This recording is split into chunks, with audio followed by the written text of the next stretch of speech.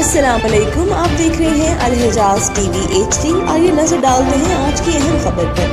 मज़ीद खबरों के लिए विजिट करें हमारी वेबसाइट www.alhijaznewshd.tv और www.alhijaznewshd.app पर।